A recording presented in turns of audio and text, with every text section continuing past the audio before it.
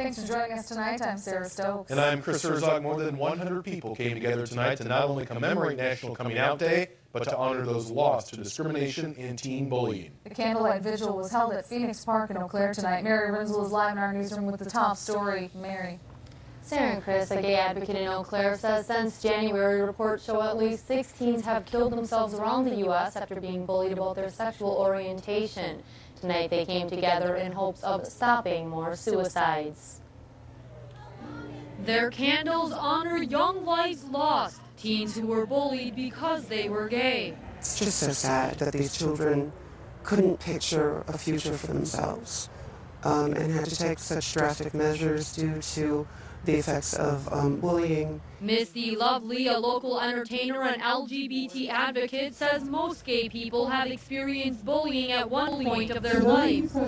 Misty Lovely says she hopes this vigil will help prevent more senseless deaths. I think so many people take a look at it and they might feel sad for a moment, but they don't actually consider the impact that something like this has on a community.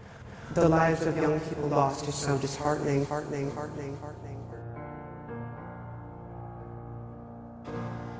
The teenagers that you're about to hear about are no longer with us, but their pain resonates in their stories. I warn you, the stories are heartbreaking and the details I share may be shocking to emphasize the urgency of preventing further incidents such as these. 15-year-old Phoebe Prince had moved from Ireland to South Hadley, Massachusetts, where she experienced relentless harassment for both her national origin and her perceived sexuality. On January 14, 2010, after an entire day of taunts, followed by a final incident in which a student threw a can at her from a passing car as she walked home from school, Phoebe Prince committed suicide by hanging. After her death, many crude comments about her were posted on her Facebook memorial page, many which still remain to this day as a reminder of the cruel nature Phoebe Prince dealt with on a daily basis. 15-year-old Justin Aberg had come out to his family at age 13. He played cello in the school orchestra and would appear to have been a popular young man in Anoka, Minnesota. He'd endured both bullying and a breakup with his boyfriend when he became the 5th suicide within the Anoka School District in a year, 3 of which are believed to be related to anti-gay bullying. Since finding her son hanging in his bedroom, Justin Aberg's mother has been working to have the high school's curriculum modified to include sensitivity training for teachers and students alike. 15-year-old Billy Lucas from Greensburg, Indiana, loved horses and collecting the ribbons he'd win with them in competitions. Billy Lucas had never openly identified as gay, but he'd been suspended from school the day of his death after fighting back against someone who had told him to hang himself and then pulled a chair beneath him in the school cafeteria. His mother found his body hanging in the family barn from the leads of one of his beloved horses, and his family has refused to hold a public memorial service out of their sheer pain for those who lashed out at their young son and those who failed to defend him. 17-year-old Cody Barker attended Shopton High School in East Central Wisconsin, where he was active in choir and planned to start a gay-straight alliance in this small community of just over 900 residents.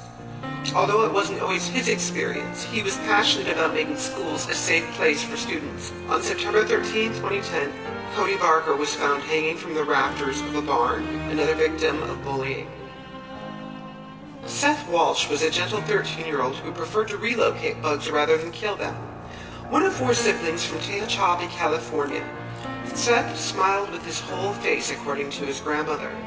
In his youth, he once apologized to a bed of flowers before picking one and placing it on the grave of the family dog. Seth was found hanging from a tree in his backyard on September 19, 2010, and passed away September 28 after 9 days on life support. A freshman at Rutgers University in New Jersey, 18-year-old Tyler Clementi was an accomplished violinist, often described as shy. His body was found September 29, 2010, a full week after plunging to his death from the George Washington Bridge that connects New Jersey to Manhattan Island. His suicide is believed to be the result of actions perpetrated by his roommate, who streamed a live video taken from his webcam of Tyler Clementi engaged in intimate acts with another man. 13-year-old Asher Brown was a straight-A student in Cypress, Texas. His parents had previously complained to their school district that their son had been bullied over a period of 18 months for his small size, his religion, and the fact that the boy did not wear designer clothes. Classmates accused him of being gay, some allegedly performing mock gay acts on the young boy during Phi Ed. The day before his suicide, another student tripped Asher Brown as he walked down a flight of stairs at school. When the little teenager hit the stairway landing and tried to retrieve his books without further incident, the student kicked him down the remaining flight of stairs. On the morning of September 23, 2010, Asher Brown came out as gay to his parents. His parents have said that they did not condemn him, and afterwards, Asher left for school, informing his parents that he may be confident enough to also trust his few friends with his secret. That afternoon, Asher Brown was found on the floor of his stepfather's closet at the family home, killed by a gunshot delivered to the head from his stepfather's 9mm Beretta pistol. He left no known. These children will never see their 20th birthday. Mere kids who will never grow old with someone they love. Kids who were reminded on a daily basis how worthless they were. Kids who felt mortal fear merely in walking through the hallways of their schools. There are countless school districts currently torn between parents begging for higher standards of protection for their children and those who feel that the specific inclusion of homosexuality in school anti-harassment policies promotes sexual deviancy. In the struggle between, there are countless strangers who will forever be connected in their common bond as statistics unless we learn something from their stories and do something to prevent it from happening to any of the children in our town.